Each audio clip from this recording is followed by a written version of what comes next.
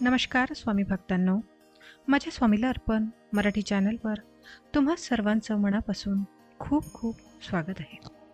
तर मंडळी, भाद्रपद महिन्यातील शुक्ल पक्षातील 5वी तिथी म्हणजेच ऋषीपंचमी हे व्रत गणेश चतुर्थीच्या दुसऱ्या दिवशी होते. यावर्षी ऋषीपंचमी 8 सप्टेंबर 2024 रोजी आहे. या दिवशी ऋषी कश्यप, ऋषी अत्री, ऋषी भारद्वाज, ऋषी विश्वामित्र, ऋषी गौतम, ऋषी जमदग्नी आणि ऋषी वशिष्ठ यांची पूजा केली जाते.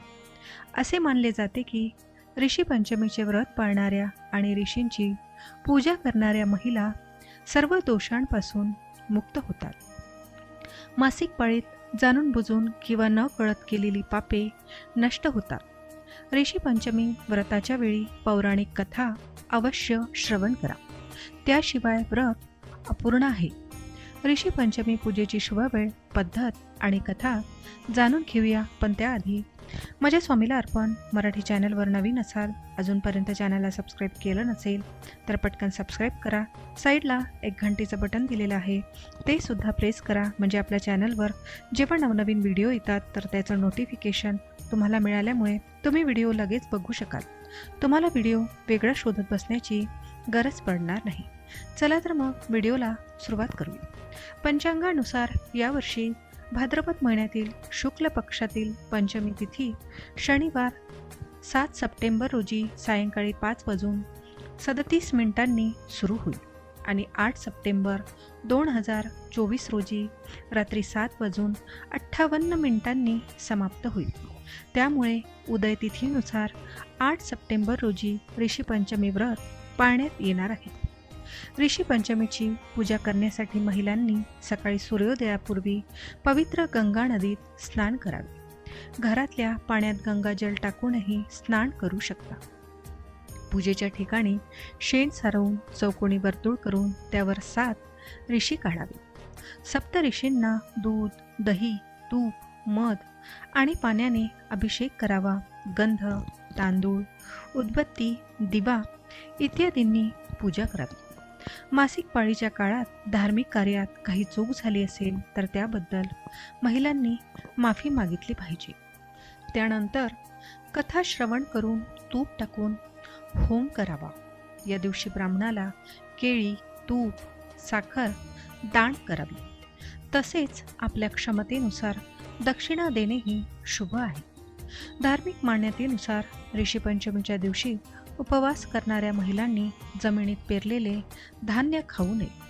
कंदमुळे खाऊन उपवास करावा. दिवसातून एकदाच खावे. उपवास करणाऱ्या महिलांनी ब्रह्मचर्य पाळावे. पौराणिक कथेनुसार एकदा राजा सीताश्व धर्माचा अर्थ जाणून घेण्याच्या इच्छेने ब्रह्मदेवाकडे गेला आणि त्यांच्या चरणी मस्तक टेकवून म्हणाला, हे आदिदेव, तुम्ही सर्व धर्माचे प्रवर्तक आणि गूढ धर्माचे जाणता आहात. आपल्या श्रीमुखातून धर्माची चर्चा ऐकून मनाला आत्मिक शांती मिळते. भगवंताच्या चरण कमळावर प्रेम वाढते. तसे तुम्ही मला वेगवेगळ्या प्रकारच्या उपवासाबद्दल सूचना दिल्या आहेत. आता मला तुझ्या मुखातून ते महान व्रत ऐकायचे आहे, ज्याचे पालन केल्याने प्राणीमात्रांची सर्व पापे नष्ट होतात. राजाचे म्हणणे ऐकून ब्रह्मदेव म्हणाले, तुझा प्रश्न खूप चांगला आहे आणि धर्माबद्दल प्रेम वाढवणारा आहे. मी तुम्हाला सर्व पापांचा नाश करणाऱ्या सर्वोत्तम व्रताबद्दल सांगतो. हे व्रत ऋषी पंचमी म्हणून ओळखले जाते. हे व्रत करणाऱ्या व्यक्तींची सर्व पापांपासून मुक्ती होते. भविष्य पुराणातील एका कथेनुसार उत्तक नावाचा ब्राह्मण त्याची पत्नी सुशीलासोबत राहत होता. त्यांचा मुलगा आणि मुलगी दोघेही विवाहयोग्य होते. उत्तक ब्राह्मणाने आपल्या मुलीचे लग्न एका योग्य वराशी लावले. परंतु काही दिवसानंतर तिच्या पतीचे अकाली निधन झाले. यानंतर त्यांची मुलगी माहेरी परतली.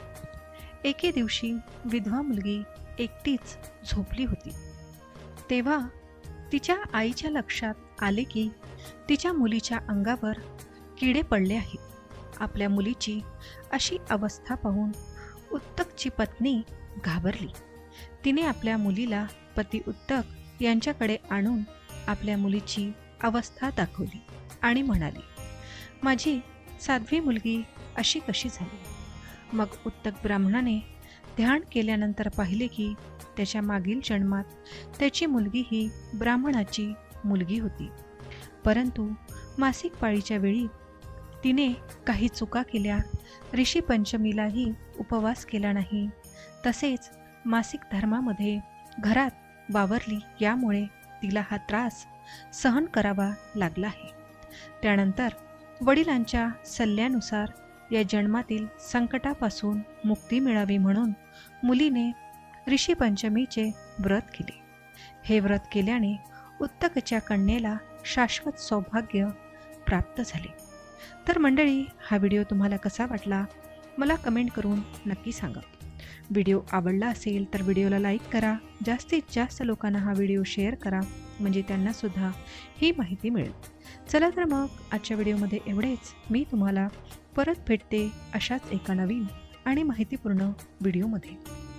तोपर्यंत सर्वांनी काळजी घ्या आणि असेच छान छान माहितीपूर्ण व्हिडिओ पाहण्यासाठी आजच आपल्या स्वामीला अर्पण चॅनलला सबस्क्राईब करा. धन्यवाद. श्री स्वामी समर्थ. जय जय स्वामी समर्थ.